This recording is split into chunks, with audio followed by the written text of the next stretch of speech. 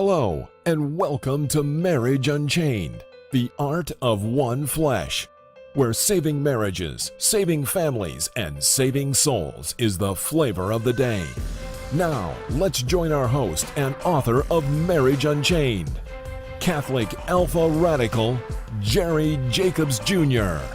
Hello, I'm Jerry. Welcome to episode 4. Today's focus is marriage trouble, the ugly truth. Are you the problem? So, sit back, relax, take a chill pill, and get ready to rock, but don't duck. Can you feel it? Catholic Alpha Radical coming at you now.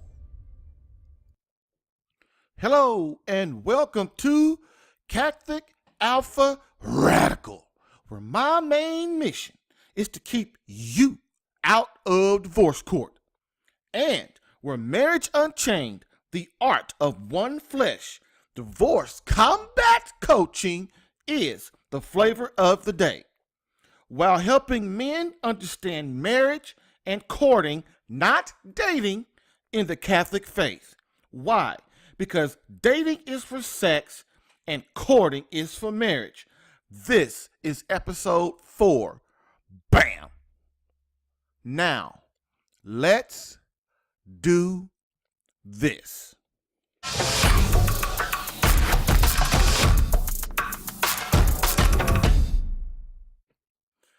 Well, so the quote of the day is, and we know we always do a quote to start off the show because it gets us in the mood and gets us ready to get rocking. Quote, Christian soldier, spiritual battle is upon you. No longer can you remain aloof. You are made for combat, made to fight the inner spiritual battle against evil daily. The time has come to be a man of courage, to don your armor, pick up your shield, and unsheath your sword in preparation of the upcoming physical battle. And for whom do you battle? The battle for Christ, the battle for your marriage, the battle for your family, and if you have anything left, the battle for your very soul. Catholic Alpha, end quote.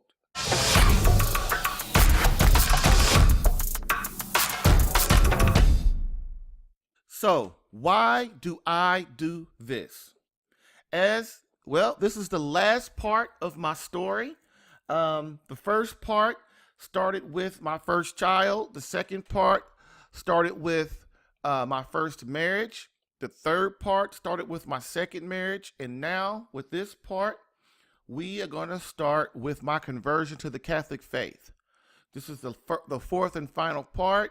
And I do this because I wanted you to understand the pain and the journey I've gone through to get to this point.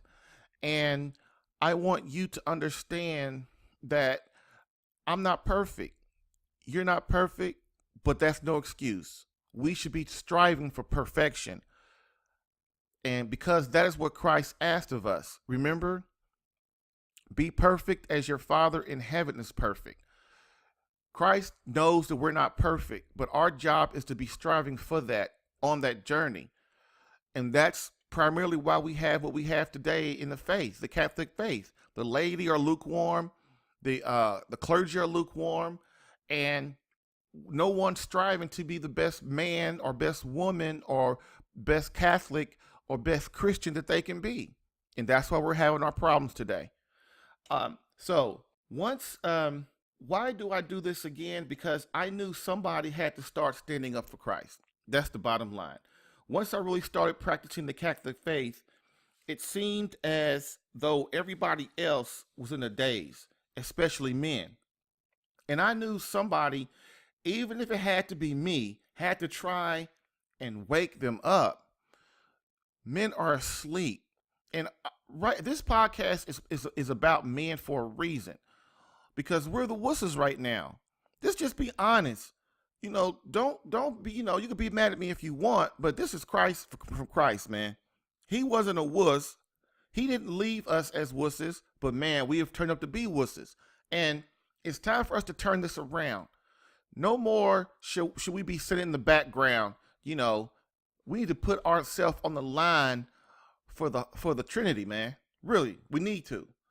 If we're not willing to die or give our life away for God, then that means you subject to anything. You subject to anything, any kind of manipulation. Um, and I knew, I just knew that someone had to start doing something, even if it was me. Like I said, even if it's me, and I'm who am I? I'm just a regular dude trying to make a living, trying to support my family, trying to be obedient to God, and because I know this stuff works, and that's the real reason that I'm in the Catholic faith, and I love God, and I try to be obedient, man, because the stuff works. Because I've been where most people, I've been where you. I'm not gonna lie, I've been where you are. I did all that crazy stuff, trying to be something I wasn't, trying to, always, sinning and doing bad things, and not just that, man. It just was always confusing about, what are you here for? What am I doing? And so this stuff works, and that's really the bottom line. It works because God created us, and He knows why it works. He's the one that put it into faith. And man, if your faith is weak, if you're not unsure if God exists, if you have doubts like that, what you need to do is go educate yourself, man. Catholic Answers Live, although they get a little happy clappy right now, but Catholic Answers Live is a very good place to go to start understanding the faith, the foundation of the universe, the creation, and how things are set up. And if you don't really have a basis for understanding who God is, why God is who He is, how He came to be, how he fuels the universe, why He created you, why He created your wife and your children, why are you allowed to participate in a God-like act like creation? I mean, you have to understand all these things, so when people that are completely ignorant, like most media or your friends or your family, come and try and talk to you, you can give them a coherent, intelligent, because you can't keep doubting God, because when things go wrong, like what's happening now in the Catholic Church, all these crazy dudes doing stuff, all the ladies standing around letting them do what they want, the first thing you want to do is leave God. Oh, Christ don't really exist. He wasn't God, or God doesn't exist. Well, that's your fault, because, man, God never said that you're going to be on this earth and not have any trials. You have trials for a reason, so that you can strengthen your faith and strengthen yourself as a human person. So this part of my story is called Out of the Darkness, My Conversion to the Catholic Faith. And so, like I said, this really isn't about me. I'm only telling you this so that you can understand that I was in darkness. And until the Holy Spirit, you allow the Holy Spirit in, man, you will always be subject to anything anybody brings along. And guess who's the number one being trying to give you things that are unholy? That's right, Satan and his demons. Right now, there are demons all around you, and you just don't even see them. Just like your guardian angel is right there with you. You don't even see it. You have to understand what this is about, man. This is about trying to corrupt you every moment, every second, every day. And if your mind and your heart and your soul is not leaning up towards God, you're going to have a problem. You are going to have a problem. You're going to be influenced. So, and you know what? You know where I got that from? I got that from an exorcist. His name is Father Chad Ripperger. Father Vincent Lampert is the exorcist for Indianapolis, the Archdiocese of Indianapolis. And Father Ripperger, I think, is in Oklahoma now or something. I can't know. They move him around, but you just have to, I'm a type person, man. I speak to people and I listen to people that know what they're talking about. Not everybody knows exactly. Not everybody's perfect. Not everybody knows everything in this faith. I mean, the Catholic faith is just so vast that we have to understand, man, we could never know in 4 or 5 lifetimes everything that the Catholic faith offers, that Christ left us. And when if we're a Protestant, or if we are a non-believer, or we're an atheist or something, our lives are really empty. Sure, if you're a Protestant, it's more fulfilling and more on the right track than a total atheist or something. But, we have to understand that we have to get where Christ is asking us to be, and that's in the Catholic Church, so that we understand with over 2,000 years what's going on and why, like right now, why this is happening in the church right now. Believe it or not, the Blessed Mother, Christ's mother, Mary, she is the one that kind of back in Fatima, she kind of predicted all this stuff. We didn't get together if we didn't convert Russia over from communism. Not just that, convert them, into the Catholic faith, and get them going. If we didn't, if we didn't consecrate them, I think they wanted to consecrate the Pope and all of, to consecrate. Oh man, I don't have it right. But anyway, Fatima is where, the three kids had all these revelations they got from the Blessed Mother. And, she predicted all this stuff, that the turmoil in the church and stuff, if we didn't get together. I think it was before World War II. I think it was right after World War I. I'm not sure. But anyway, I didn't, that's just off the cuff. Sometimes you have so much information in your head. That's the thing about the Catholic faith. You have all this stuff in your head and you try to recall it. And sometimes, when it pops in your head, you don't have all the details right. But you know what? I got the gist of it. Okay. Next. So my story out of the darkness. I guess during my second marriage, like I said, I became Catholic because of my wife, because I really didn't know anything. And if you're a man, most women are very spiritual and loving and merciful and nurturing, and they understand spirituality and the need for God and Christ. But women won't say a lot of the times. They try to lead the man because they know how hard-headed we are. If they come up to us and go, you take your butt to mass every Sunday. You need to do this. You need to do that. Why ain't we doing this? Why ain't we do that? See, that's the curse of Eve. That's the curse of Eve. And when a woman tries to put the curse of Eve on a man, he don't listen to her. He disregards everything she says, even though it's his wife. So the curse of Eve is when is during the fall, right? So the fall happened. Adam punked out.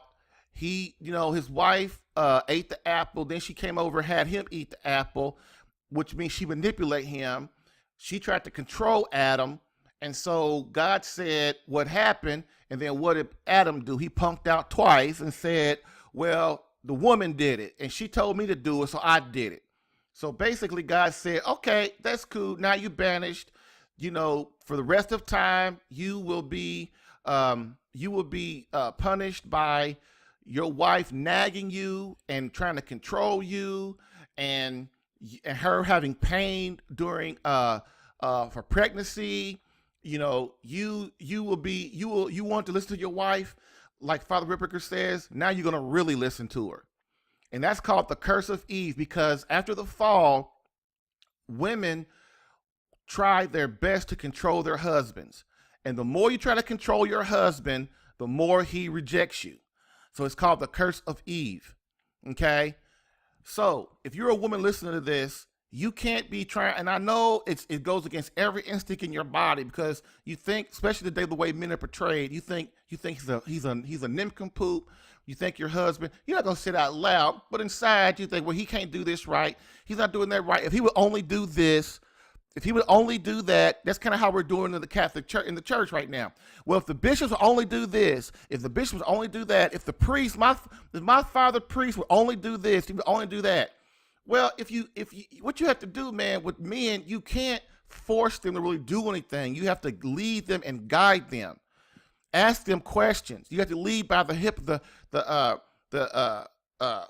Socratic method. And the Socratic method of evangelization is you ask questions so the person will reflect on your question, and then you give them the answer, and that's how you guide them. You can't give people orders, especially men. You can't give them orders and they're going to listen.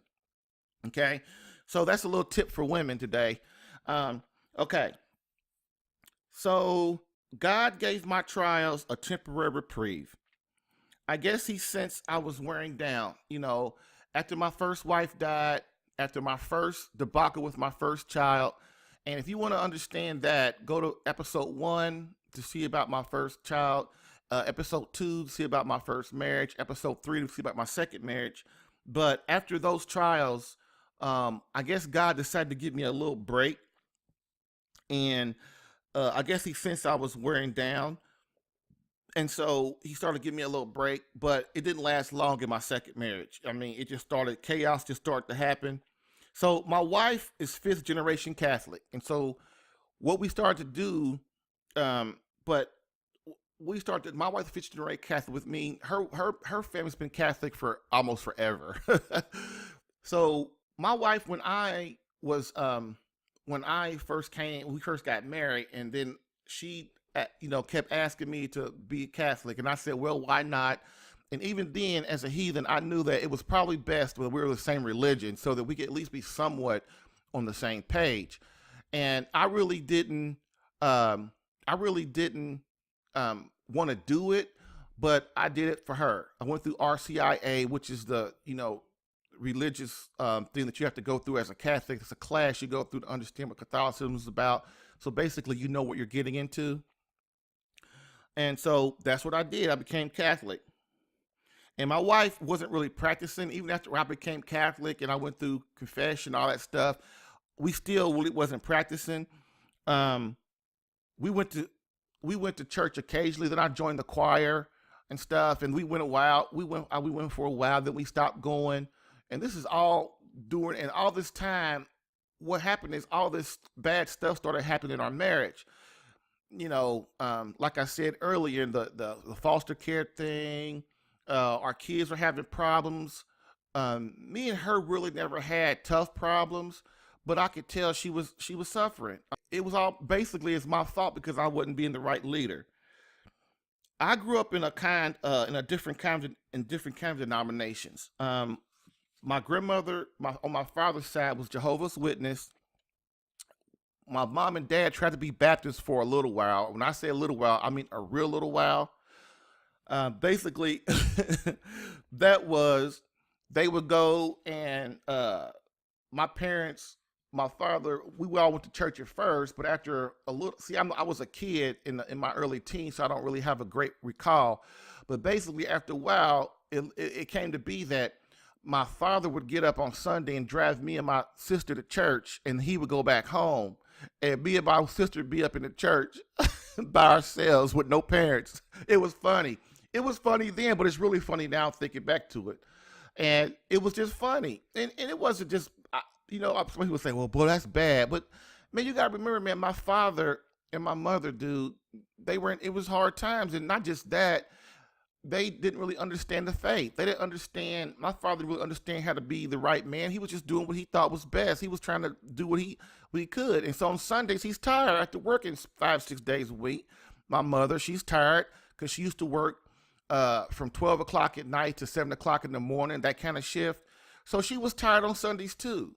So I understand it now, but then, and it was just funny that, they're trying to set examples for us, but we got to go and they don't. So, my grandparents on my mother's side, they were Presbyterian. Went to a Presbyterian church, and my wife always tells me that my grandparents remember that they were Catholic. They were Catholic.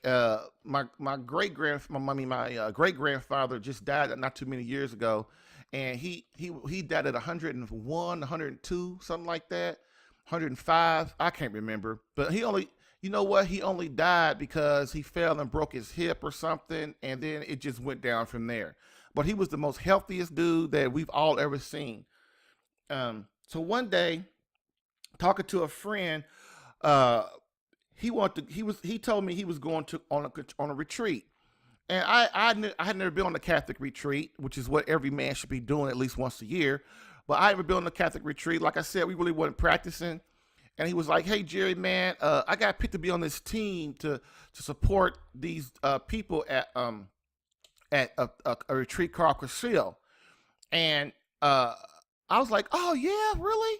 He was like, yeah. And I knew my wife had been in Cursillo. My wife was in Cursillo 65 in Indianapolis, in the Archdiocese of Indianapolis. So, man, can you imagine? That is a lot. Like now they're up to like 116 or 15 or 17 or something like that. So my wife has been a Curcillista for a long time. And so I knew, and when we and my wife were dating too, she would have me go to some of the Cursillo events, which I really shouldn't have went to because I wasn't a Curcillista at the time. But she would have come, and I would sit in the back for a couple of them. The kids would be there and stuff. It was just, it was really, I really liked it, but I never thought it would be something I would do. So when he was saying, told me what it was, I was like, oh, well, man, if you don't want to go by yourself, man, I'll go. He was like, oh, okay. So I was probably the only man in the history of the Cursillo in 100 years that went on the first time somebody asking them. Most men, and you can ask anybody that's in the Cursillo. It takes men 5, 10, 15 times to be asked before they come because we don't want to go. And we have things to do. We try to make money and support our stuff and do all that kind of things. And so when he asked me, I was like, sure, I'll go. And so everybody that's a Curcillista always thinks that story is really funny. But anyway, so he asked me to go, and Cursillo just changed everything for me. Sure, Cursillo's a little happy clappy, and a lot of the people that are really orthodox and understand the faith a lot more, you're going to say, Jerry Cursillo, I know, man, but you got to understand, man, Christ meets us where we are.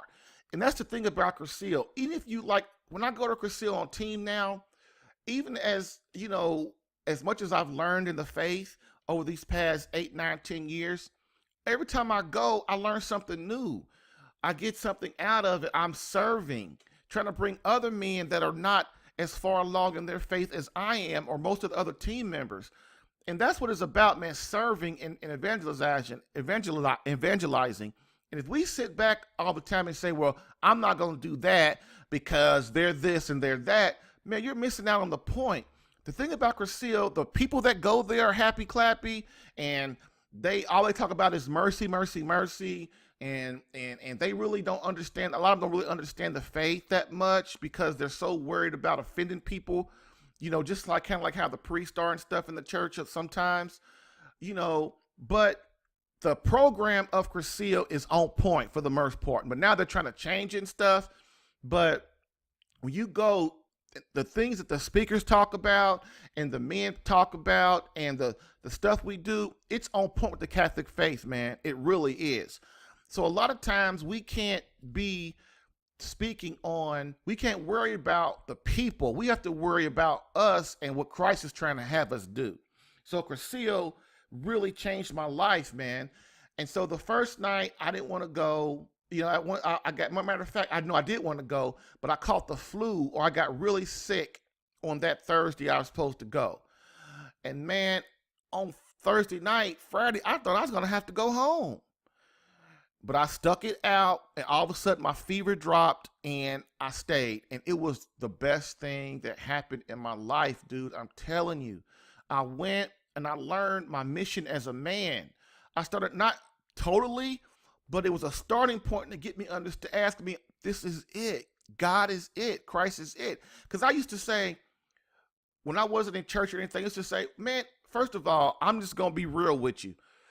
All this depiction of Christ with looking like a woman with this long hair, this pure fair skin, the way that they portray him. There's this one Protestant church that I went to and I've saw, they had this picture of Christ. He don't even look like a man, really. And so if you a dude trying to find your masculinity and trying to understand what you're about and what you're here for, and you see that, you go, man, I'm not trying to be part of that. I'm not trying to be part of something like that. I'm not trying to follow somebody that looks like that. And that's exactly why the Muslims are stealing our boys. We think it's because, when you don't teach God's word straight out, when you don't teach about hell, we don't teach about heaven, we don't teach about purgatory, we don't teach about sin, we don't teach about demons and the Satan and all this stuff in the natural and supernatural world and how they're together and how they interact with each other, people start to lose their faith. and start become lukewarm. And then you get mad at them. Then you get mad at them because they don't want to come to church, or they don't give no money in the church, or they switch churches and go to a Protestant church and give the Protestant church their money until the Protestant priest pisses them, the Protestant minister pisses them off, and then they switch again. See, the Catholic faith is responsible. The men in the Catholic faith are responsible for a lot of this stuff that's going on.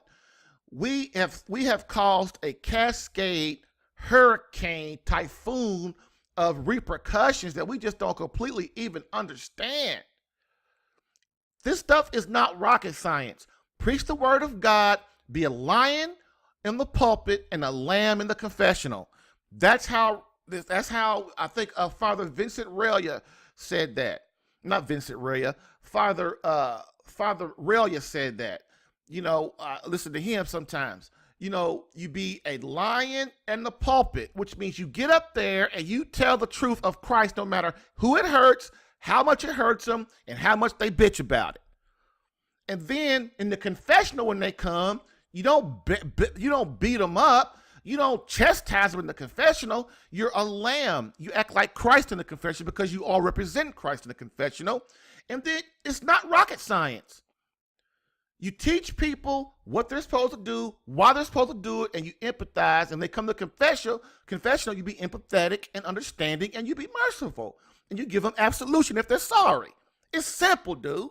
It really is. It's not rocket science. And it pisses me off when people when people don't do their job, or they get mad and walk out of a function, a Catholic function, or walk out of mass and get pissed off when the priest is up there trying to save your darn soul and teach you about why abortion's wrong. It makes no sense. Okay? Anyway, so Cursil changed my life. And what happened was this man got up and he gave this talk. And it was so moving to me. Not really moving. It just started making me understand, what's going on, and that, it's a reason that we go through these trials and stuff. So he affected me so much. After his talk, I walked up to him and asked him, I said, "Hey man, can I talk to you in the chapel later on tonight?" He's like, "Oh yeah, man. Yeah, Jerry, sure." So I thought he was going to punk out on me, right? I thought he was going to try to avoid me, but he didn't. Soon as we got done with Cursil activities for that day, it was in the evening time, and I went and got him. And I said, "Hey, man, is there a way that we could talk?" He said, "Oh, yeah, come on." So we went in the chapel, and the first thing I told him, I said, "Look, man, I'm just going to be real. I never asked Christ, this dude, to die for me. I never asked him to do anything for me. And, first, another thing, he looks kind of wussy. And they expect us to look up to this man and stuff. And how can I love somebody? I don't even know him or anything like that." See, man, I was totally confused. But the thing that gives me some redemption, and I'm not patting myself on the back, I'm just telling you, over the years I've thought about this. What gives me some redemption is I listen to the Holy Spirit tapping me on my shoulder to go find out the answers. And that's the difference between an ignoramus and a person who listens and wants to know and has fire and wants to understand his purpose in his life. And so the first thing he said to me, and I'm going to move on, he said, "Jerry, first of all, love is not an emotion. Love is an act." And when he said that, it's like all this flood of stuff came in from me inside that chapel. It all made complete sense. I know you're like, just because he said that? Yes. The dude said, "Jerry, you have to understand, love is not this emotional, fuzzy feeling, whatever I want to do and how I feel." He said it's about the intellect. It's about what and giving yourself consent, your will, giving your will over, making a strong choice. And he said, that's what Christ is asking you to do. He's asking you to make a choice. Love is an act of the will. So either I choose to love Christ or I don't. I choose to love my wife or I don't. I choose to love my children or I don't. I choose to love Christ Church, the Catholic Church, or I don't. If I don't choose to do it, I'll move on. If I do choose to do it, bam. You know why? Because when you make a choice, it's not an emotion. It's a intellectual decision. And I said, oh man, I can do that. I don't have to be all fuzzy about Christ right now, but I see that it affects all these other men, and they're trying to do it. I can do it too. So from that point on, I decided that I am going to love Christ no matter what. I'm going to love my wife no matter what. I'm going to love my children no matter what. I'm going to love the Catholic faith because it's the church Christ started no matter what, because that's where he wants me to be no matter what. It's not an emotional feeling thing because emotions are fleeting. They will leave you. They will leave and abandon you, man. They will, and then you start doing dumb stuff, like walking around in a gay parade with pink shorts on and waving some kind of crazy sign looking like a girl. Do you understand how it works? So I said, oh my God. And after that, that was like on Friday night, I think. And on Saturday and Sunday, it just, my whole life, I just took everything I could come. I just took everything in. Everything they had to say, it just wasn't enough. It wasn't enough. It's like I couldn't get enough of what they were saying, what they were doing. I just wanted God to give me all the information that he could give me, because now I understand I don't have to be all mushy and love somebody like my wife right now.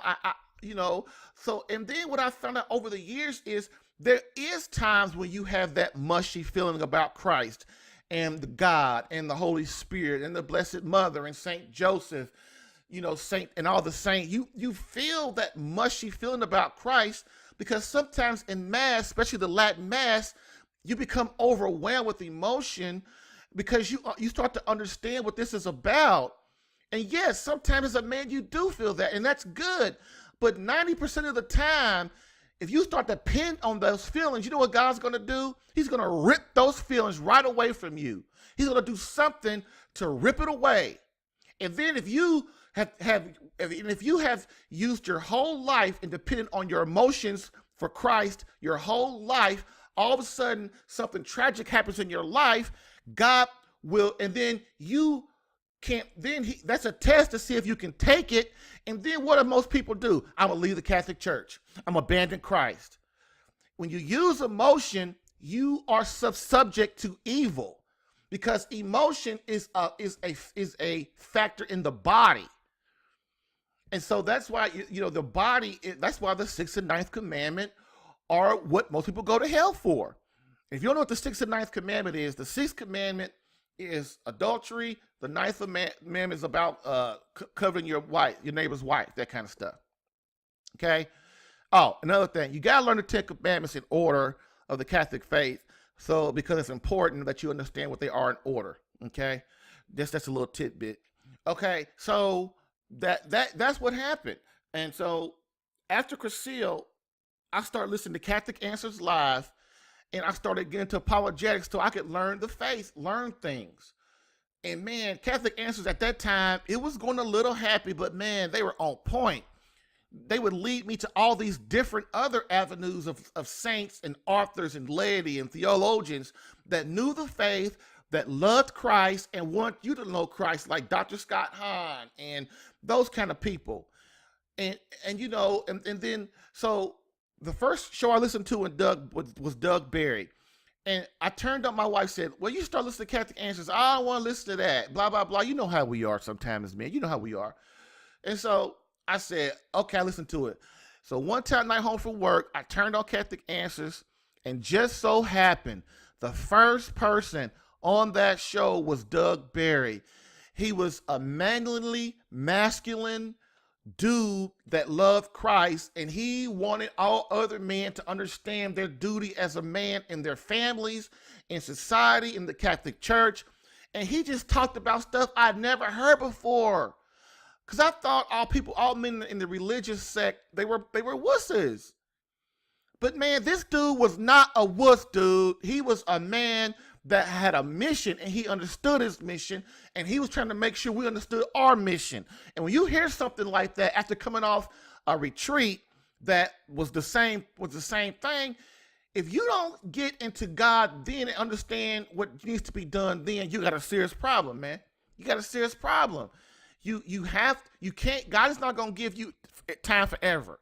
He's not going to give you time to get your act together. Okay? So now, that was it. That's my story. And I hope that, that you as a brother will start to analyze your own self and to analyze your situation and your life and your relationship with Christ, and to see how far you can go and how you can journey and take your family with you. Because when you die, the particular judgment happens, and it's going to be one of those things of you're going to be judged on how many souls you got behind you. And I'm telling you, if your wife and your kids ain't one of them, man, you got a lot to answer for. Okay? And I'm telling you this because nobody's going to tell you this, man. Nobody's going to tell you this in your face. And it's time that the truth is of the most important thing. Every day, a man should be praying, God, please give me the truth. Please give me the courage to explain that truth, to give it to others. Okay? That's why praying for meekness, patience, and humility is a big thing. I pray for them every day because I understand you can't be prideful when talking to people. You got to let the Holy Spirit talk to them. While you're talking to them, you got to say your piece and you got to shut the hell up. That's what you do. You can't keep badgering people because they ain't going to listen. Even women, it's a certain way that you got to be when you evangelize. So that's that. Woo, man, I'm tired after that. I got carried away, but I'm glad you're still with me. So please remember to share this podcast with someone needing help in their marriage or relationship. Rate this podcast if listening on iTunes. Subscribe to this podcast if listening on CatholicAlpha.com to get new episodes in your email. Look, man, any man right now, these first few episodes, I'm concentrating a lot on masculinity. I'm not talking a lot in masculinity and prayer. I'm not talking about sex and the marital embrace a lot, because in order to prosper in the marital embrace the right way, the way God intends, the way your wife needs, you need to understand your role as a man first. Then you need to understand your role, your prayer, you have to engage in your prayer life, so that you as a man, I don't care if you are husband or if you're single, these two things you must start right away. The marital embrace will come. It will. Intimacy will come. But it won't come at the level of holiness that you need if you as a man don't understand what your mission as a man and what understanding God and prayer and how the universe works and all this stuff. You got to understand how the supernatural realm works just as you understand how the natural realm works. It's very important. And I know I'm talking a lot about masculinity because, man, today masculinity is gone. It's in a fight. It's in a battle to sustain itself. And if we keep not understanding what our role is and keep raising wusses for boys, not trying to counsel these men that walk around not being the best men they can be, we are not doing justice to Christ. We're letting Christ down. Is that how you want to go to your grave?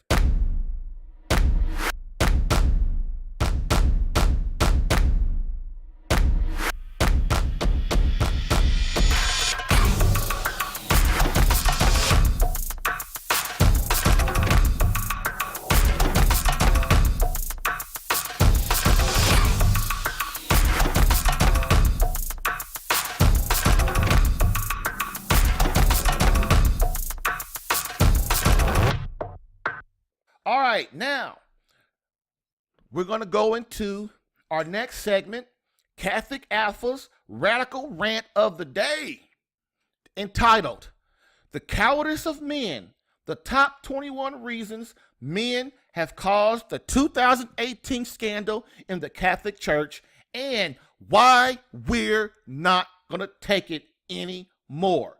Number 4. So, before I start, as I've said in the other 3 episodes, this will be a 21 episode series, 1 per show. Also understand that the infiltration of the Catholic Church with homosexuality and radical feminism, plus the watering down of the faith and the stripping away of the Latin Mass, was planned in order to destroy the morality of those within the church, priests and laity, and is not the teaching of the Catholic Church. You must understand that. The church is the church, and the people are the people. The church is the church, and the people are the people. The church is the church, and the people are the people. The church has its doctrine. The church has its dogma. The church has its discipline. The church has its traditions, which is grounded in Christ for over 2,000 years. But the people in the church destroy that and water it down, don't follow instructions, aren't obedient, do their own thing, do their own will, make their own decisions. Does that sound familiar? I don't care what so-called church you in, if it's a Protestant church, Jehovah's Witness, Baptist, Presbyterian, if you're in the church of the Word of the Lord or whatever you in, if you're in the church of the living water, it doesn't matter what you in. You understand what I just said. You cannot leave Christ, which is the Catholic Church. You cannot leave Christ because of Judas, man. There's always going to be bad people in the church. We're all struggling. We all sin. We all do bad things. We all make crappy decisions. But you can't leave the church because you can't change the church, for one. You can't be the man you're called to be, for one. And once you leave the church, you go out from under the natural order. And the natural order is God, husband, wife, children, country, and everybody else. Okay? Please understand that. Please understand that. Once you leave the Catholic faith, you leave from under the submission of Christ, which is what is talking about in Ephesians 5, wives submit to their husbands. But it's not only talking about that, it's talking about men submit to Christ. So when you step outside that, what happens when you step outside from under Christ, when you leave the Catholic faith, you become the minion of Satan. And what that means is God pulls away his grace and Satan inserts his. So you're going to either have grace from God or grace from Satan. Boom. And I know people ain't going to like me saying that, but it's the truth. I say grace from Satan as a pun. But it's basically you have to choose. I listened to this priest the other day. Man, you got to listen to FSSP priests, man. Them for the most part, man, they are on point. I'm sorry. They just are. It's on YouTube. This is a side note. On YouTube, it's called Sensus Fidelium, and it's got thousands and thousands of videos and sermons on the faith. It teaches you what you need to do for the most part. And once you start listening to that, you will come along slow and you will be the man God's asked you to be, which in turn makes you start becoming the man your girlfriend needs and your wife needs, which is what? To become a holy lover. Bam. Okay. So why was this done, the infiltration of the Catholic Church with homosexuality and radical feminism? To destroy the American family, to destroy our morality, and to destroy our patriotism, in order that we become susceptible to communism and its ideas. If you want more on this, please refer back to episode number 2. Many people want to bash or worse, leave the Catholic faith because of the current scandal. That's pure ignorance. That's exactly what the evil wants you to do, like I already talked about. Also, we must understand that there are many Judases among us are you going to abandon Christ too? Judas abandoned Christ for $30 for 30 pieces of silver, which I'm sure was more than $30. But I always, in my mind, I always go, $30, man. You left Christ for $30, boy. So, but my opinion, are you gonna abandon Christ too? You gotta choose a side, man. You can't be on the fence, dude. Well, I believe in abortion, but I don't believe in homosexuality. I believe in contraception, but it's okay to not go to mass every Sunday. You know, that's called a cafeteria Catholic, whereas you do what Christ has asked you to do when you want to, but when you don't want to, you do what you want to do. Like, I mess around on my wife, you know, but, you know, I'm going to be the best friend I can be. You know, crazy stuff like that. I hang out with my buddies, but, you know, I got to be a good friend, you know. Anyway, so we must fight within the church. This is how Christ demands it, because this is the church he created. You got to fight within the church. You got to fight within the church. You got to fight within the church. Because Christ understands there's going to be a battle in the church. And right now, the church has been infiltrated by evil. And if you don't understand that, you have a serious problem. You got to get your head out of the sand as a man.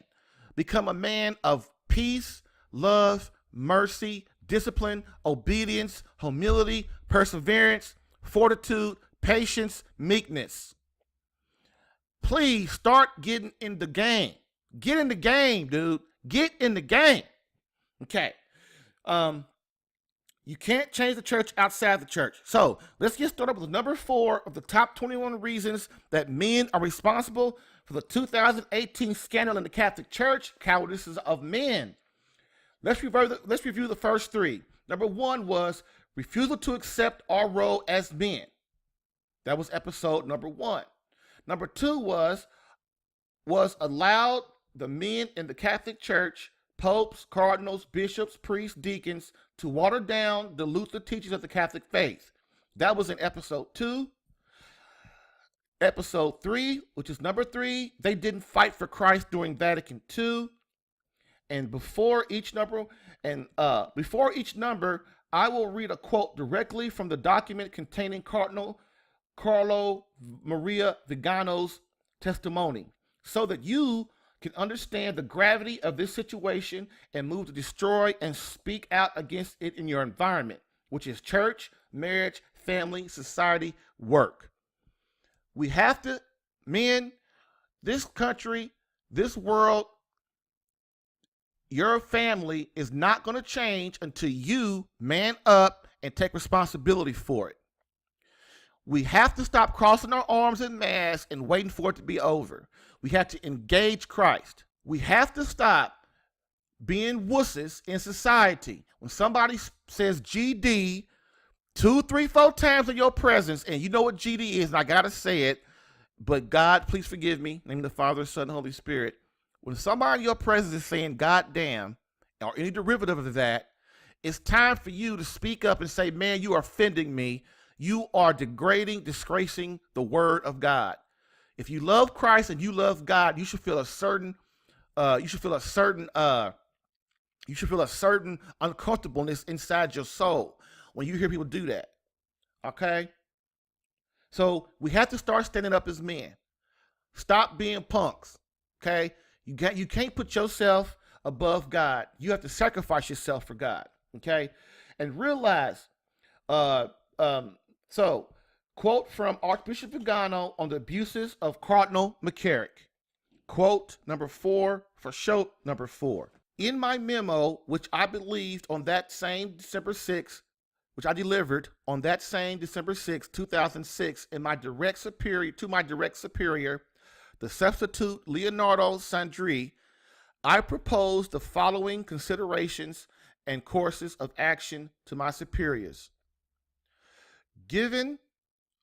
Number 1, given that it seemed a new scandal of particular gravity as it regarded a cardinal was going to be added to the many scandals for the church in the United States.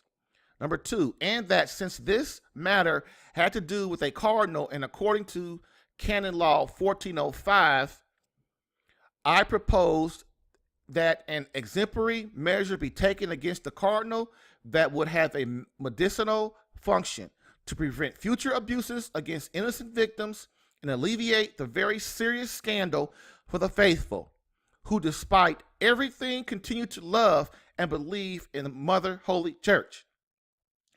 I added that it would be salutary if, for once, ecclesiastical authority would intervene before the civil authorities, and if possible, before the scandal had broken out in the press. This could have restored some dignity to a church so sorely tried and humiliated by so many abominable acts on the part of some pastors. If this were done, the civil authority would no longer have to judge a cardinal, but a pastor with whom the church had already taken appropriate measures to prevent the cardinal from abusing his authority and continuing to destroy innocent victims. My memo of December 6, 2006 was kept to my superiors and was never returned to me with any actual decision by the superiors of this matter. End quote. Cardinal Carlo Maria Vigano. It's deep. It's deep. But my question to you, man, what you gonna do about it? That's the big question. So realize that these numbers, these 1 through 21 numbers I'm gonna do, they're not in any order because basically all of them feed off each other. So number 4 of men of cowardice. The reason men are responsible for the 2018 scandal in the Catholic Church. Number 4, an unwillingness to sacrifice for Christ. Woo! I've not already covered some of that, so let's go. In this country, we have forgotten what sacrifice really means, and worse yet, who and what it's meant for. Sacrifice means giving your life away for something greater than yourself daily. As men, our duty given by God is to give our life away for Christ through obedience, which helps us die to self, basically in selfishness, in order that holiness can step forth. Now, we have to understand, man, like I said earlier, leading up to this, we have to learn that this life is a test. Everything about it, every decision, every pleasure, every sin we do, every good thing we do, every bad thing we do, every act we do, every act we don't do. It's all a test. Why? To journey you and make you understand that you need God for holiness and journey and everlasting life. And I know people don't like hearing everlasting life and eternity, all that stuff, because they don't want to think about it. They say, oh, that's a cliche. It ain't a cliche, man. It's the deal. If you understood if God is real, and this is what I'm going to say this real quick. Either God is real or he ain't. Either Christ was a God or he wasn't. Either Holy Spirit infected the apostles at Pentecost or he didn't. There's either the Trinity or it's not. Either there's Satan or it's not. You can't believe in Satan and not believe in God. That's why they don't preach hell in the church anymore, most of them. Look, you got to make a choice. If Christ ain't Satan, then he's lying. I mean, if Christ is not God, then he's lying. If Christ is lying, then the Catholic Church means nothing. The Protestant Church means nothing. The Orthodox Church means nothing. If Christ is not God, none of this matters. That's why they're always trying to prove to you that he was just a good person. He didn't perform any miracles. That's what they're trying to prove, that God isn't the first mover. If you don't understand what the first mover is, you need to go to Catholic Answers and Google it inside Catholic Answers what the first mover is. And you will get all that you want to know about that. The first mover is God is the first mover of the universe. He is the being. He is the all-knowing, all-omnipotent. He started it. He caused the Big Bang. Because in physics, you can't have a non-moving object. Something just doesn't happen. It has to have energy to move. Something has to cause it to move. Just like your body. If God put away his grace right now, you would fall over dead. You know why? Because you think your heart just beats on its own? How does your heart beat? Figure that out. Oh yeah, the blood goes through it and makes it flow, but how does the blood flow? How do you have, where those electrical things inside your body come from to make your body function? And then once you get that answer, well, then how does that do it? And then how does that do it? And then you keep going back. You have to keep going back, and eventually it will lead you to God. Okay? All right. So we are to sacrifice for our marriage, wife, and children. Okay? This gives us holiness. And how do we do this? How do we sacrifice? See, that's another thing that people don't do. They tell you stuff, but they don't tell you how and why. So I'm going to tell you how you sacrifice. How do you give your life away daily? Okay, for something bigger and greater than your selfish self. This is how you as a man do it. First of all, prayer. First thing you should be doing every day before your feet get off the bed is to pray. Okay, asking God, thank you for letting me come, do 3 Hail Marys, whatever you got to do. Okay, prayer is the foundation. Prayer gives you a relationship with God and makes you closer to him so that when you need him, he comes in and saves you. If you don't have a relationship with God and you and the girl get in a car accident, or you in 9/11, you at the top of the World Trade Center, and you have a relationship with God, and God, please save me. God, please save me. He ain't going to hear you, because for 30 years, for 40 years, for 90 years, you was nowhere. You didn't involve him in your life. So why should he return it? God pulls his grace away because you reject him. It's not what God does, it's what you do. God doesn't cause evil, you do. Okay, next thing is fasting. Fasting is a form of prayer, but fasting makes you a strong, masculine man. It makes you learn to deny your own pleasures. It makes you learn how to offer that suffering when you fast, which is up to someone else besides you. If you don't know what fasting is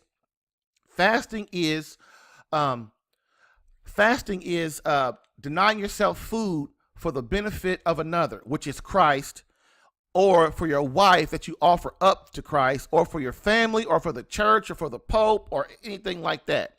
You are suffering for someone else other than yourself. That's called sacrifice, okay? Fasting teaches you to deny your selfishness. It teaches you to learn how to give and suffer for another. All right. The rosary. The rosary is another thing that's very important, how you sacrifice. Look, because prayer is hard. We all know praying is hard, especially meditating prayer where you say the same thing over and over again.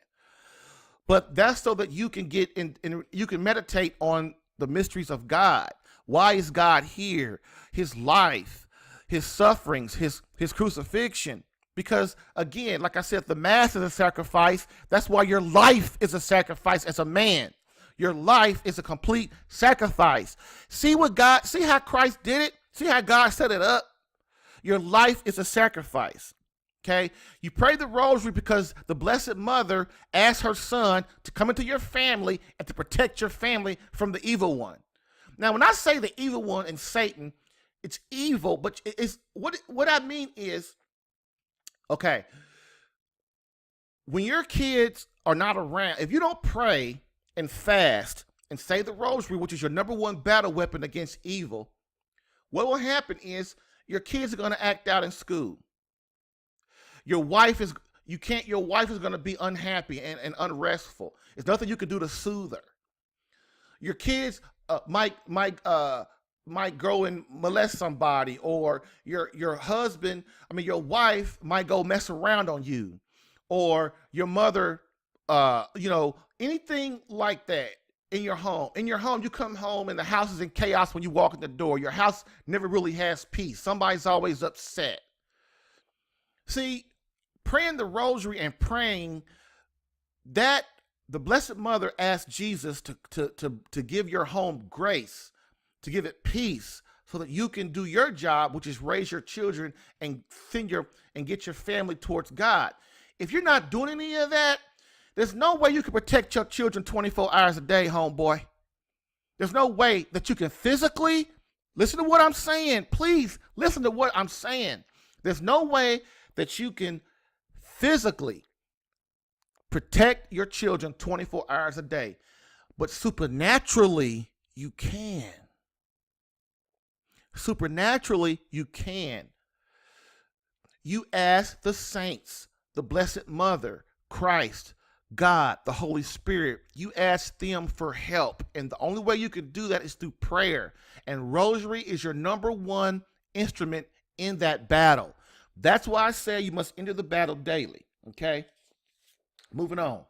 When we stop suffering for our Lord and our wife, we become soft, weak, and susceptible to evil and outside influences.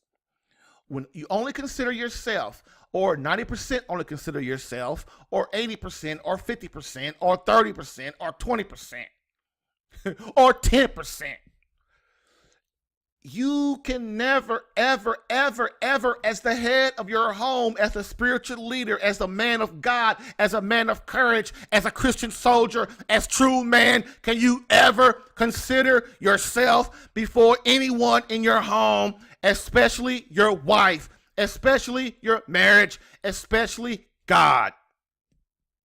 More important, we basically become selfish. We turn in upon ourselves. When we are selfish, we turn in upon ourselves. We only consider ourselves. The world revolves around us. We become dirt. We become nothing.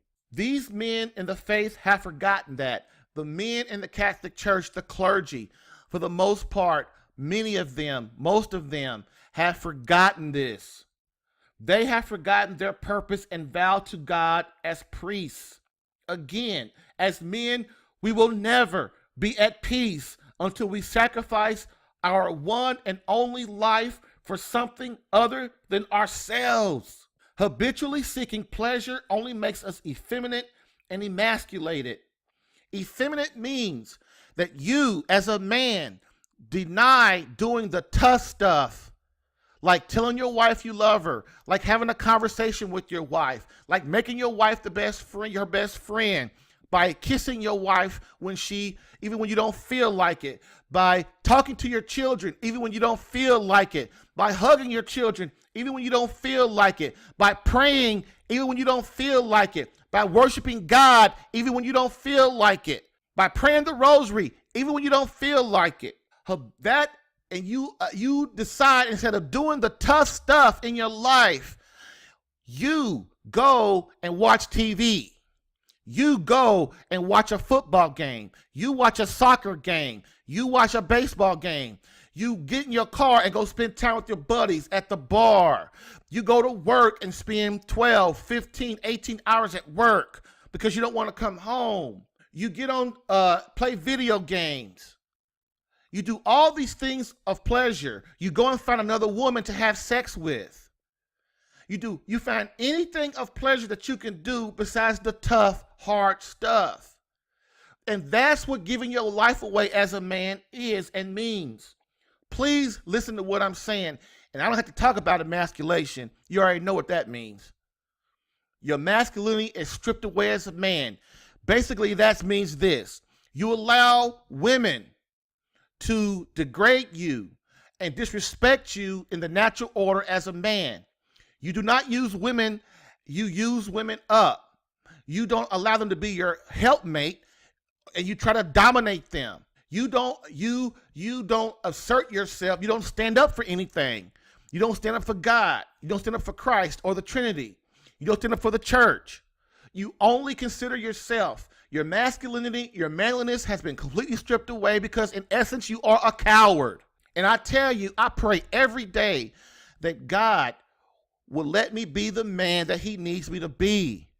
You have to pray to be the man God needs you to be so that he'll give you the grace to stand up, the fortitude to stand up and be the man that he needs you to be, that your wife needs you to be, that your children need you to be. And I'm not saying you're going to be perfect. I'm not saying I'm going to be perfect. I'm not saying any of that. But as I said before, you have to be striving for that, because if you don't strive for that, you can't move forward. our will becomes weak. If we only seek pleasure, our will becomes weak. Example, cell phones. I know dudes that can't put a cell phone down for nothing. We're sitting in a meeting and their cell phone is still going off and they're still sitting there texting like we ain't there. It's completely rude, it's completely effeminate, and it's completely emasculated. You better believe that there were many lady men and clergy in the Catholic Church that knew these things were going on. But did any of them move to really stop it? I mean, stop it at the sacrifice of themselves, their status, their job, their family, siblings, their mother, father, friends, etc. Well, the proof is about us. Obviously, they didn't. Look, man, the men in the Catholic faith, and I mean the laity too, and the clergy, we all stood by, knowing this stuff was going on, and what did we do? Especially the cradle Catholics. They sat there and they knew, most of them knew that the stuff was wrong, but they in your heart, the natural law tells you inside your heart that this is wrong. But what do? We sat there, because see, in the Catholic Church, priests represent Christ. So when you speak up against a pope, a bishop, a cardinal, a priest, a deacon, they are ordained, they represent Christ. So what happens is, if they're representing Christ, we get this funny thing about we're not supposed to dog out priests, we're supposed to pray for them, and that is exactly true. And as I've explained, I don't take that lightly. But there comes a point in time that as a man, Christ, when he was in the temple, he turned over the tables and tore up that place because those dudes were doing things completely against his Father, which is God. And when men, I don't care if they're ordained, if they're your boss, if they're the president of the United States, if they're the Pope, I don't care. You are not obliged to follow them when they are going against God. That's why you got to have the natural order. That's why you got to know your purpose as a man. You have to understand that when trials come in your life and hard, difficult decisions come in your life, you can't make your own decision like that. You have to make the decision, the decision that God would have you make so that you have some kind of roadmap. You have to understand that. If you don't, why? Because God knows what's best. He created you. You are his creature. He understands what makes you happy. And if you as a man don't stand up over your life, guess what starts to happen? You become depressed. You become stressed. You start getting diseases. You might die early. Or if you don't die early, you're so sick that, boom, your sin, your stress has to manifest itself some way. And it's in the body. Okay? Next. My motto is, if as a man, we aren't taking scratches, bullets, darts, insults, etc. for Christ on a regular basis, we are failing in our mission as a man, and more severe, failing our Lord. Doesn't Christ deserve more? Doesn't your life deserve more? Doesn't your wife and your family and your girlfriend deserve more? Sure they do. He showed us what to do by his sacrifice. Now is the time that we actually mimic him. We must mimic Christ. He is our model. He gave his life for his bride, the church. He did. If you don't give your life away, are you a true man? If you don't sacrifice for your wife, are you a true man? If you don't sacrifice for your girlfriend by not having sex with her, by protecting her, by not living with her, by defending her, are you a real man? Can you see, the test is, can you as a man control yourself, control your pleasures, control your indulgences, control your anger? Can you become in complete control of yourself? Sure you can't without the help of God. That's why you need a relationship with him. So God will help you protect your girlfriend from who? From you. So that God will help you protect your wife from who? From you. So that God will help you protect your children from who? So, what do you think? Get me, man. Kick my butt. I don't care. Kick it, whoop it. So, send your questions to RadicalQuestions at CatholicAlpha.com. RadicalQuestions at CatholicAlpha.com.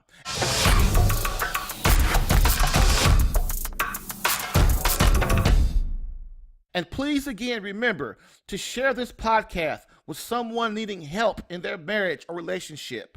Rate this podcast if listening on iTunes. Subscribe to this podcast if listening on CatholicAlpha.com to get new episodes in your email.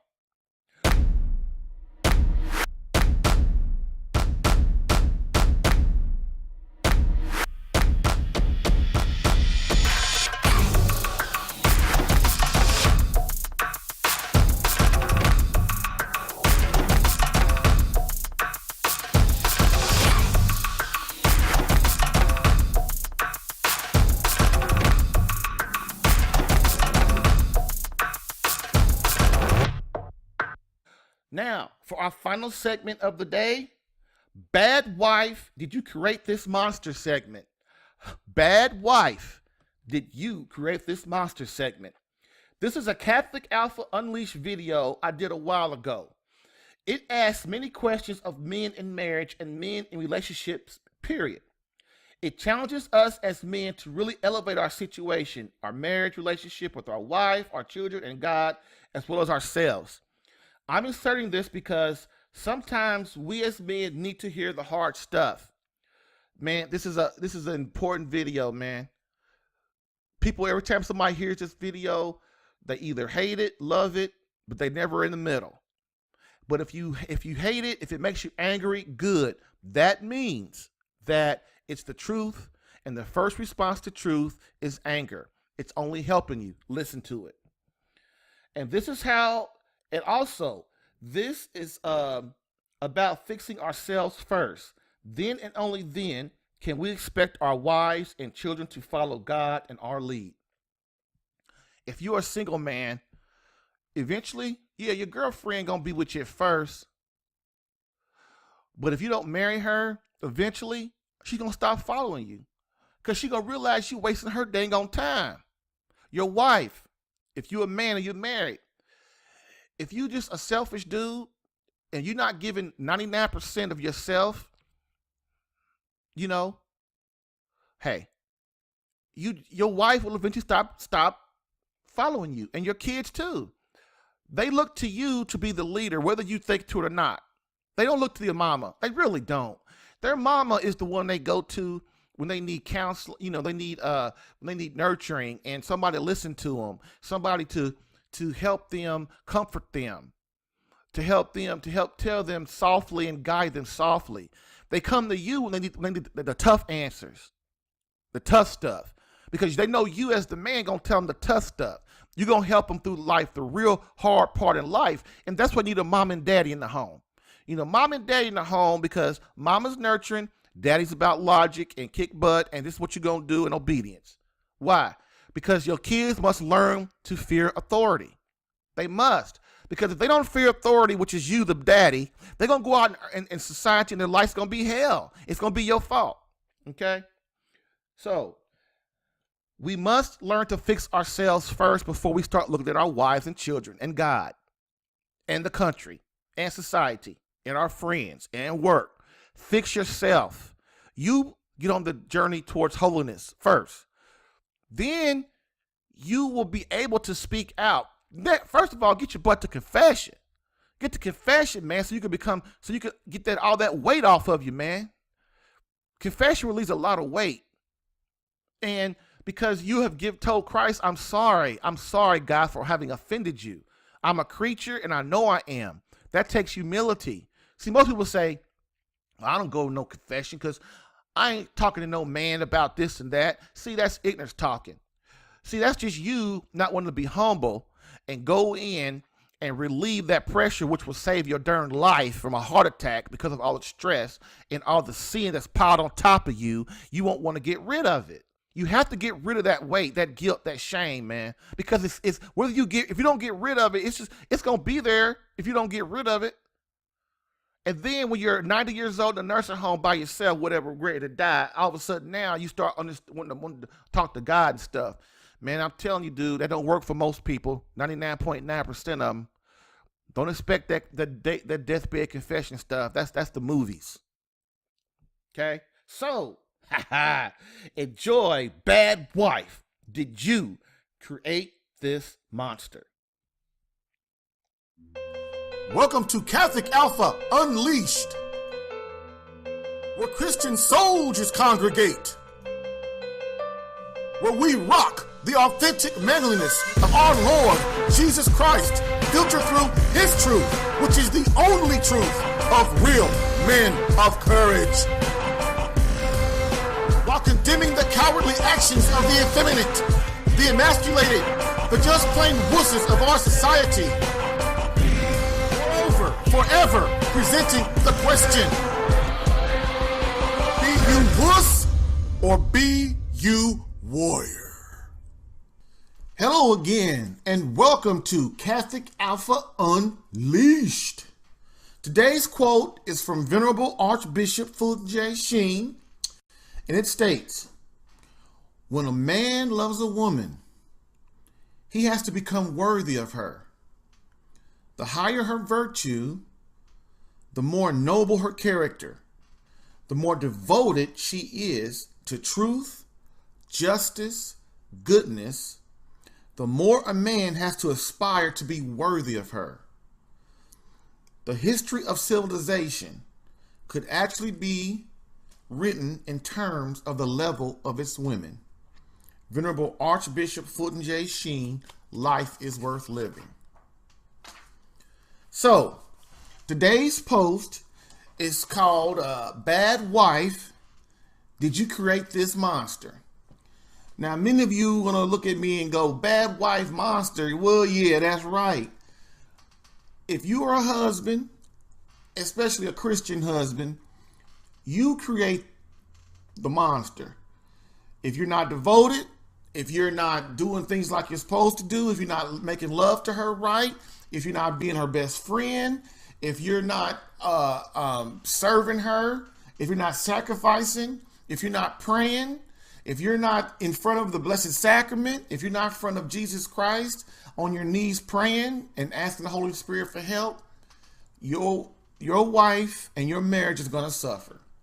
So, in the art today, I looked at the article, it was at the Huffington Post, and it was posted by her name is Carolyn Lehman, and the name of the article is 5 Reasons Women Leave Their Marriages in Their Own Words.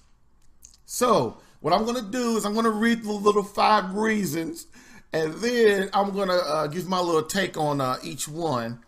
And then I'm going to ask you after I get done to go through and, of course, read the post today. It's a good post. It's short. The first reason is, number 1, their marital problems wouldn't go away despite attempts to fix them. And the lady quotes, she goes, our marriage was slowly rotting from the inside out, and the kids were watching it crumble. See, Christian soldier, that's problem number one. You know, you're taking your wife for granted. She's behind your back. She's up here on Huffington Post, getting interviewed, talking about how the kids are suffering and she's suffering. Because why? Sure, these wives in this post have problems, and I'm going to tell you, men, we are the ones. We are the ones that have to change in the society, because women are going to be who they are. They're going to be loving, compassionate, emotional. They're going to be irrational sometimes. They're going to nurture. They're going to be the heart of the home. That's their thing. But if we don't act right, it starts right here. It starts right here. This is where it starts. So look in the mirror and look at yourself. So if a wife is upset and she's saying things, then what you have to do is remember that she thinks that the children are crumbling. So what that means is, that's a code word for you. She's not happy with you. You're not doing the things that she needs you to do. And the question is, do you even know what your wife needs? So, number 2, they can't be the most authentic version of themselves in the relationship. She quotes, "I simply wasn't capable of stifling my dreams and passions any longer, nor did I want to." See, that's the problem. Women have drunk the Kool-Aid too much. She is totally focused on herself, her emotions. She thinks she cares about the children. She thinks she cares about you, but she just cares about herself. But again, we're not talking about her. We're talking about you. So why would this wife say this about her husband, that he's stifling her? Look, here's what it boils down to. A woman, your wife, she loves you. Especially when you're together for the first few years, she loves the hell out of you. But what you have done is, in this woman, the man, her husband has probably abandoned her. He's probably not paying enough attention to her. He's probably not doing the things he did. They probably don't have conversations.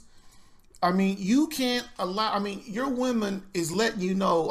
I bet you this woman has done all kind of things to try to tell her husband, look, can you give me some attention? Can you man up? Can you show me, can you be the man God's calling you to be? But what do men do? What do we always do?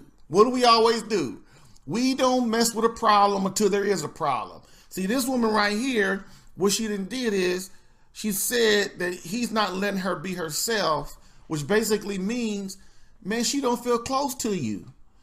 If your wife does not feel close to you, then what's going to happen is she's going to start looking for it somewhere else. She's going to start saying all kind of excuses. She's going to start not wanting to cook right, not wanting to go to work, not want to, even the children are going to suffer. People try to act like women don't punish children for when the husband messes up. That's a stone cold lie.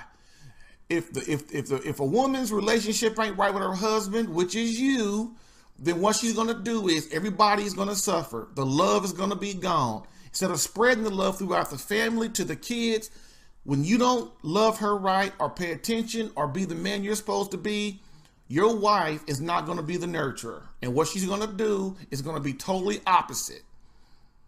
Number 3, their marriages are no longer healthy or productive. Quote, "I knew I had tried everything I possibly could to keep the marriage together after years of watching it fall apart." There's another thing with this crazy secular society. Healthy is a misused word. It's all screwed up. They stole the word gay. They stole the word healthy. They stole all the words. They stole the word marriage. We can't use anything anymore.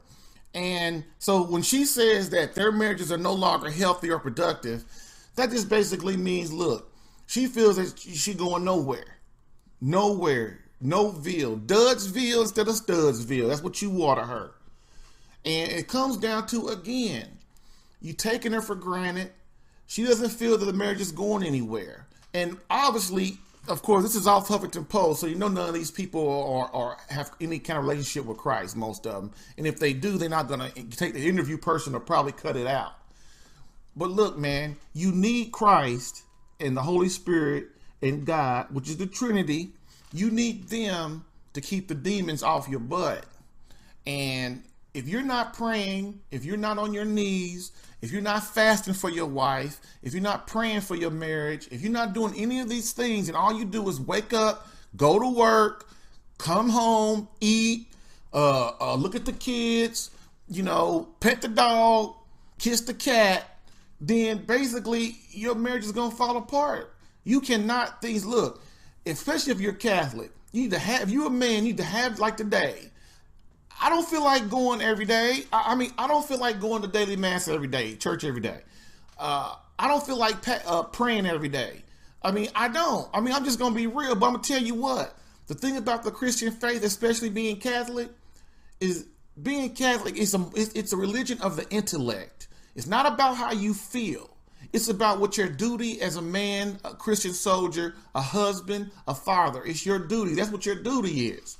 Your duty is to get your butt on your knees. And if you're Catholic, to get to adoration, to go get to daily mass and offer that mass up for your wife, for your marriage, do that adoration for your kids. I mean, and for your each child. You need to fast for your wife, suffer and sacrifice. That's what I'm talking about. And that's what these women don't have. They don't have a Christian soldier, a masculine, strong, Catholic Christian man in front of them, praying for them, protecting them with the spiritual battle every day. The demons and evil is on these women's marriages, but and the man, look, the father lies wants to go through you. See, we think that the problem in society is, we ain't got a job, or it's the government, or it's, we ain't got enough money, or the violence, or the guns. No, that's not the problem. The problem is the men. The men ain't manning up and being men. And your first duty is to be a prayer warrior for your family. Because what happens is when you don't pray, when you don't ask for guidance, when you don't man up and put on the armor of God, baby, what happens is the father of lies, the evil one, he goes right through you, through your front door, past you to your wife and your kids. And if you don't understand that, then you better learn. Number 4, the love is gone. She said the love is gone. The quote, I was exasperated with his disrespectful behavior, yet it wasn't his behavior that was the final straw. It was my own behavior. When during one of our many arguments, I heard contempt and nastiness in my own voice. I knew it was time to leave. The thrill is gone. The thrill is gone away. That's the problem. That's another problem. People don't understand what love is. Here's what love is. Straight and simple and plain. Love is about an act of the will. Love isn't about how you feel. If you think that you're going to feel mushy about your wife every day, if you think you're going to feel mushy about God every day, if you think you're going to feel mushy about your kids every day, you looking for divorce court. You are seriously looking for divorce court. Life and love is about an act of the will. You decide as a man, as a masculine, strong, Catholic, Christian, non-emasculated man, that I'm going to love this woman and I'm going to be with her no matter what. See, that's where the suffering comes from. That's where unite with Christ suffering comes from. Because you can't do it on your own. See, we think we the strongest. We think we can do this. We don't need nobody's help. But what it boils down to, if you think back in your life, I don't care if you're a billionaire, a millionaire, or you're the poorest man in the world. You have never done anything on your own. There's always been somebody in your life that helped you along. And your mama wiped your butt and your daddy protected you when you was a kid. And I don't care if you got $1 billion right now, if you Oprah Winfrey, or if you Bill Gates or whatever. Bill Gates didn't get to be a billionaire by himself. There was somebody in his life that nurtured him. There was somebody in his life that gave him a break. And the problem with men today is we say we can do things on our own, and you can't. You can't do everything on you. You can't do nothing. I mean, you can't even breathe without the help of the Lord. You can't. So that's my point about that. Love is an act of the will. Just remember that. Commitment, man. I mean, you are not a man. You are not a real man until you're willing to die for something. And if you out here and all you want to do is do your career and make all this money and buy all these cars, hang out with these women and these dudes watching football, man, you got a serious serious misconception of what being a man is about, especially a Christian man, a Christian soldier, a man of courage, a true man. God, Jesus Christ, is the ultimate man. And what you need to do is remember how tough he was. The nails in his arms, carrying that cross all the way up that hill. Could you have done that? Could you have been down on the, had the thorns put on your head? Could you have withstood that? Could you have withstood the scourging with the metal hooks? See, man, Christ was the man, dude. He was tough. He wasn't this little old weak dude that these people be trying to portray him in these little weak pictures with the long hair and the pretty white skin and soft and all that stuff. Man, Christ was a Jew.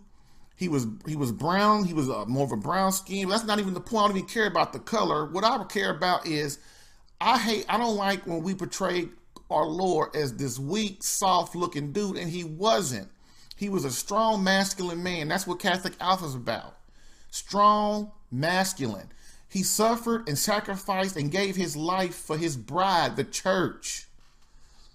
And that's what he's asking you to do as a Christian soldier. As a man, I don't care if you're a secular man or religious man or whatever you are. If you're not trying to be perfect and you're not trying to be a saint and holy, you got a problem. You got man issues. You got moral issues. We all gonna fall. But these women in this article right here, what's going on is these women are missing their hero. These women are missing their champion. These women are missing their knight in shining armor, dude. And she chose you, you chose her. Man up and make it work. Number 5, they don't like the lives they're living. Quote, after 11 years of marriage, I decided to leave when I realized how far I had strayed from my authentic self. We were living in Europe at the time, and I had lost my identity. I had taken on my husband's Dutch surname.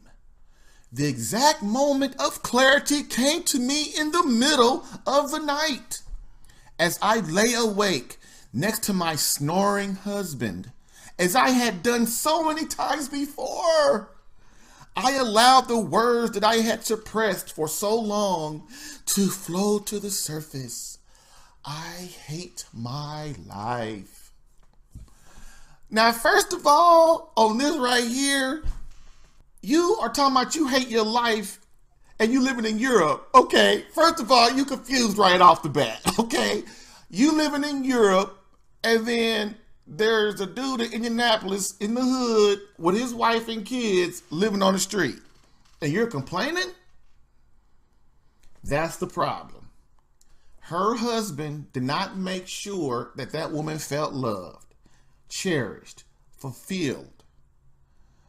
And that's the problem. We look at her, she has a problem. She does. Basically, she didn't even look like she want to take her husband's name. That's another problem for another video. But look, we have to remember that women don't talk like this when they're satisfied, when they're fulfilled, when they're cherished, when they're made to feel like they're loved, like they're first in all things. Women don't talk like this. This is why I say, like, a lot of dudes, people that are watching this video or read my writings, if you don't really read it, you're gonna think that I don't know what I'm talking about, or I'm blaming the men. It's always the man's fault. You darn right it's the man's fault. God, the Father, put Adam in charge. Adam named the animals. Adam named the mountains, the tree. Adam named the fruit. He named everything. Eve wasn't even around. So my point is, if God left Adam in charge and left him to protect, to defend, and serve, then you can't shuck your responsibilities. You got to get off the couch, get out from under that TV, get off that job, and make your woman feel like a woman. That's the problem. We are so busy running around out here doing all this crazy stuff. Your first priority is your marriage. God first, like I always say, God first. Marriage second, your kids third, and yourself last. That's the way it rolls. If you got anything in any other order than that, divorce court. Divorce court. I'm telling you. And if you ain't divorce court, your marriage is going to be miserable. And if it ain't miserable, it ain't going to be thriving. You're going to be just surviving day to day. You're going to have your wife talking like these women right here. They're going to be talking just like them. And you're going to be wondering, what did I do? And you're going to ignore her. You're going to ignore all the clues your wife give you. You're going to ignore all the clues your kids give you. You're going to ignore all the clues your friends are probably... No, you probably got friends that tell you nothing because don't nobody want to hurt nobody's feeling these days. So your friends probably telling you nothing. But I'm telling you, your wife's telling you. She might not be coming straight out and looking you in your face and saying you're doing this and that. But she's giving you clues. She's giving you clues. And when mama ain't happy, ain't nobody happy. So please, if you don't listen to nothing I say, man, just listen. Your wife, dude, she's the mother of your children. Don't be like the rest of these dudes out here today in this society, in second society, man. You know, got 10 kids, 4, 5 kids, 3 kids. They in prison or they work all the time. They got a kid over here, a kid over there. And their beloved wife is at home just waiting for their champion to come home and return, to sweep her off her feet, to make her feel loved and cherished.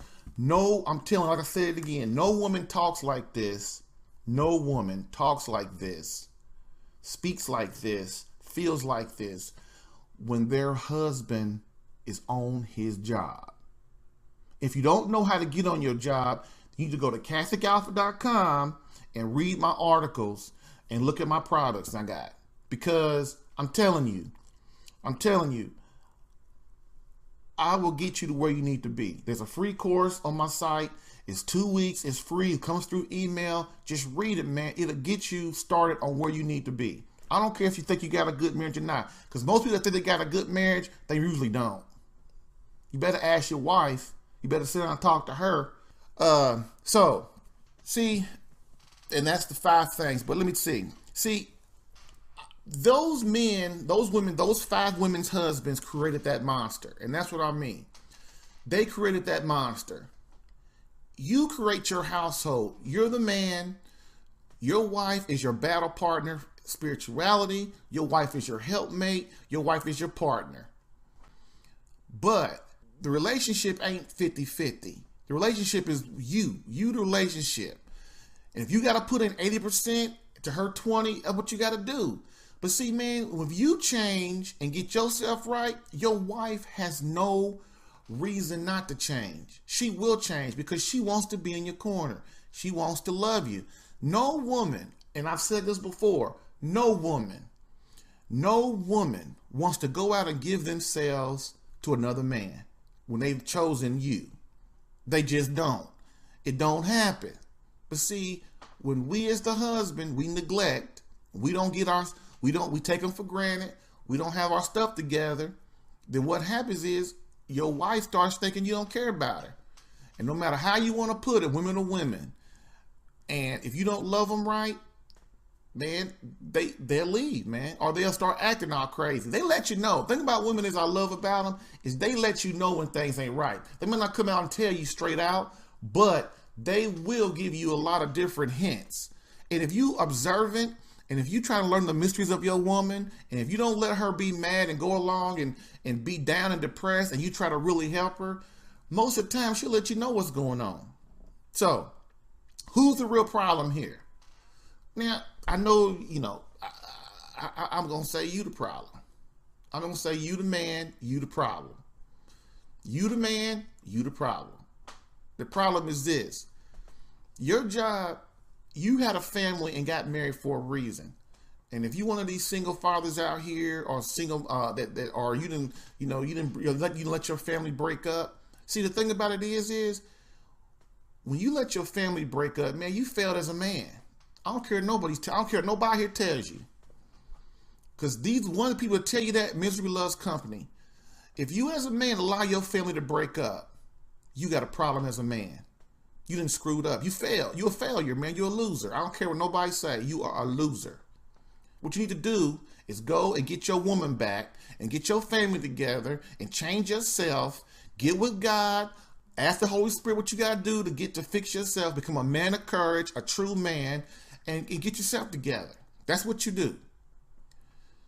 I don't care what nobody out here tells you. Nobody. They don't know what the heck they talking about. Anybody that tells you to leave your woman is a fool. Anybody that tells you, oh man, she don't know what, she ain't about nothing, man. She ain't this and she ain't that. Oh man, come on over here and hang out with me. Oh man, let's go do this, man. Oh, you'll get over it. Man, you ain't gonna get over it. Your kids ain't gonna get over it. And nobody in your family gonna get over it, man. You left your woman, man. You left your wife, man. You screwed your family up, dude. You got kids. No matter if you got 1 kid, 2 kids, 5 kids, or 10 kids. Those kids will never get over you being screwing up your family. They ain't gonna get over it. No matter what nobody tells you, your kids ain't gonna be all right. Your wife ain't gonna be all right. And you ain't gonna be right with the Holy Father neither. You're gonna be right with Christ. You ain't gonna be right with God. You ain't, man. You ain't. No matter what nobody tells you, you cannot divorce your wife. You cannot leave your wife. It's about love is an act of the will. That's what it is. Act of the will means this. You stay there. First of all, you maintenance your marriage and you do the things that you're supposed to do so that you don't have to worry about going to divorce court. Next thing, we always want to blame our woman.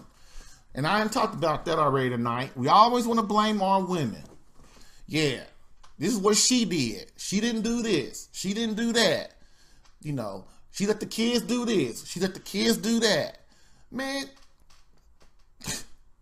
that's the way losers and foolish people talk. What you have to do, I'm telling you, is hang out with your woman, be her best friend, get in her heart, get in her soul, and get in her mind.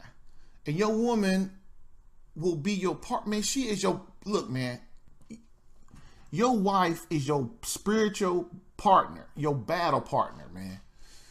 It's you and your wife's job to keep evil off your kids. See, people think, you know, well, I don't got to go to church. I don't have to have God. Or I can go to church once a year. Or I can go to church once a month. And everything's going to be all right. I ain't got to pray. I can do it all on my own. So, man, whatever you do, your wife going to do. Whatever you do, your kids going to do. You are the head of the family. The evil one has to come through you to get to your family. Remember that. And if you're not asking for the help of Christ and God, the evil one, he loves it. So I'm just letting you know. See, I don't care if you're a secular husband or a Christian soldier. It doesn't matter. It doesn't matter. If you don't think that bad things and evil things will happen to your family if you don't protect it, you got a problem coming. You got a problem. Like I said, it ain't your woman's fault.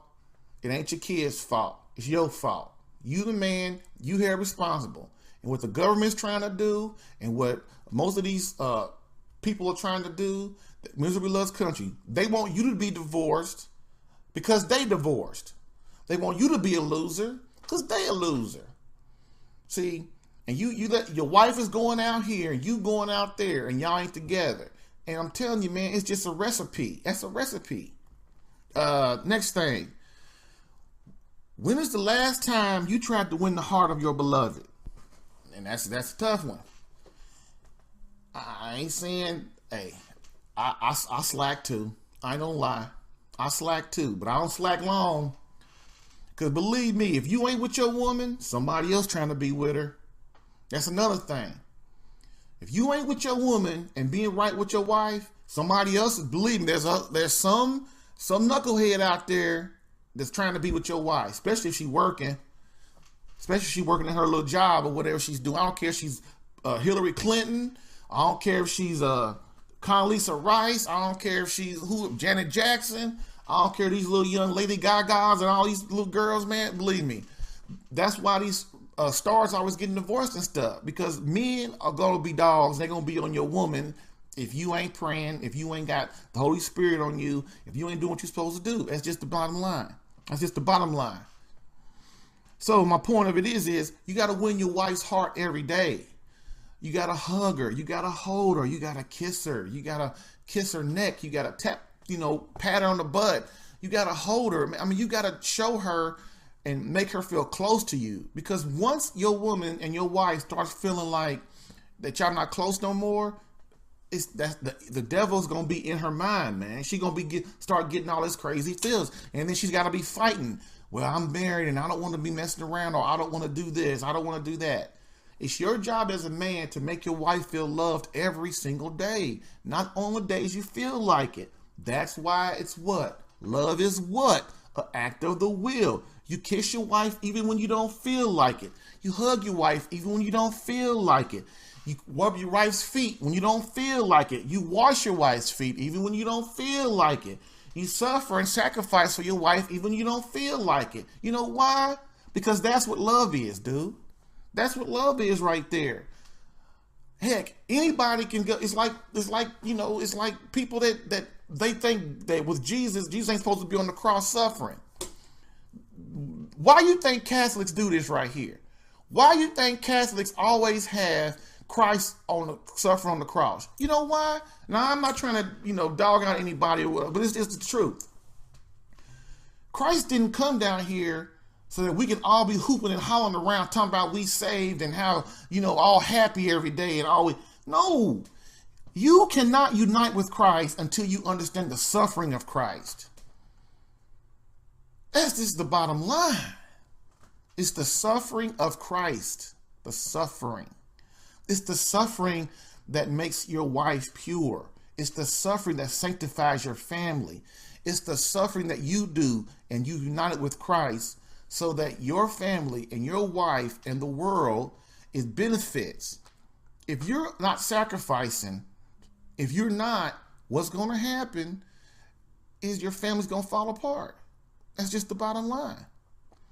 I know I say bottom line a lot, don't I? But it is the bottom line. Okay, last couple of things. By changing you, you'll change her. That's marriage 101. Marriage 101. First thing something go wrong in your marriage, you don't look at your wife. First thing you do is you run your little butt upstairs or run your butt in the bathroom or pull out your mirror that you comb your hair with and you look at me. What did I do wrong? What am I doing? What can I do better? That's what you do. That's what you do. You never blame your wife first, because most of the time when things happen in the family, it's because you didn't do your stuff right. And I know I keep coming back to that, but man, that's the truth, man. Bad wife, did you create this monster? That's the name of this blog post. That's the name of it. I mean, you create this monster. You create the family that you got. Believe me. Ask anybody who knows anything about marriage that know what they're talking about. Any priest that's doing his job to understand that's any priest that's in adoration every day, that's praying every day, they know the real deal about marriage. They do. So anyway, you look at yourself first. And then when you change yourself and get you right, your wife will be compelled. She's going to be like, man, what are you doing? What's going on? And then she'll change herself.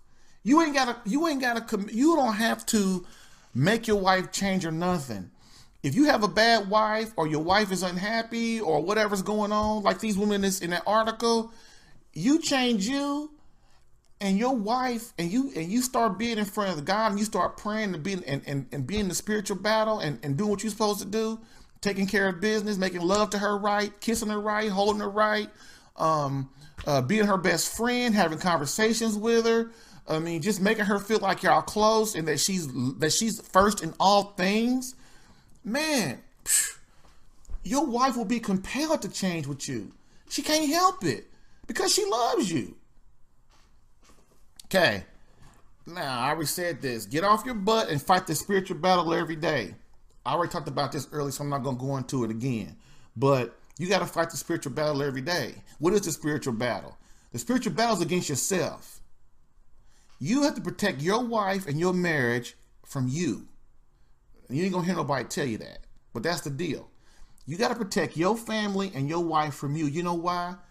Because if you are not a man of courage, if you're not a virtuous man, if you're not a man of character, if you're not a man that is a man of God, dude, your family gonna suffer. I don't care. People think their kids grow up and their kids just gonna be good no matter what. No, your kids ain't gonna be good no matter what. Your kids, they gonna be messed up. They gonna make mistakes. That's what kids do. But man, if you want your kids to be happy, if you want your kids to grow up and not get pregnant. And I'm gonna tell you what, I ain't the perfect father by far, I tell you that. But I tell you what, I got 3 kids through high school with no kids. 3 of them. And I got 2 more little ones running around here. And I'm gonna tell you what, them two little butts are not dating nobody until they 16. I mean, and when I mean 16, I don't mean dating. They're gonna be like Godfather 2. Remember in Godfather 2, where Michael he met that pretty girl, and he went and asked the father, could he date her? He wanted to marry her, and the father was like, no at first, and then he said, yeah.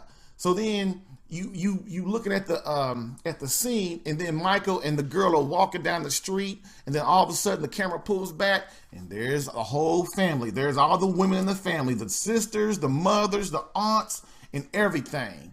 And that's how we got to protect our daughters. And that's what I'm telling you. My son, that's how they going to be. At 16, they can court. That don't mean, but they can go and see but they not dating nobody. Because ain't going to be no kids running up in here. There's not going to be no unchastity or nothing like that. And it's our job as parents, our fathers, to make sure this stuff don't happen. So that means the spiritual battle. Your wife is your spiritual partner, but you have to be the one doing a lot of the praying. You got to be the one calling the Holy Spirit to keep the evil one away.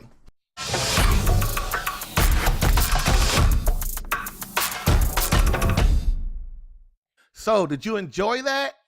Man, I know it was tough, dude, but that's because I love you, man. I want the best for you. I want you to know the truth, and I want God to be in your life, man, to help guide you, dude. This is not me talking. This is God talking. This is what I study. This is what I have given my life for to try to understand over the last 3 years, to try to understand marriage, to try to understand sex and the intimacy in marriage, to try to understand courting and dating and all that stuff, to try to understand masculinity and manliness and who the example of that is, which is Christ, Saint Joseph, the saints. Okay? So, man, I hope I didn't upset you too bad, but what I can say is, welcome to the world, brother. You have been crucified. You're not crucified. You have been indoctrinated into Catholic Alpha Radical.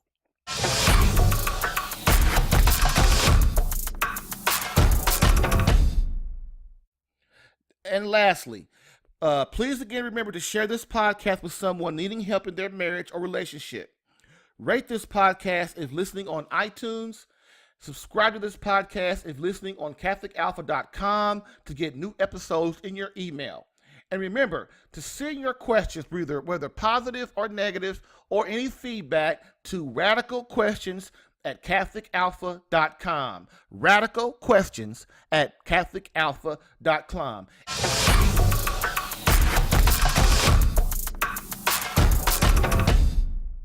And in conclusion, as we always do, we end with a quote from Pope Benedict XVI. Quote, "Society offers you comfort, but you were not made for comfort. You were made for greatness. So, go forth, Christian soldier. The spiritual fight is upon you. Fast, pray, and prepare for battle." Thank you, Christian soldier, for listening in today. Remember, Catholic Alpha Radical is designed to repair, ignite, and once again spark the fire back into your marriage.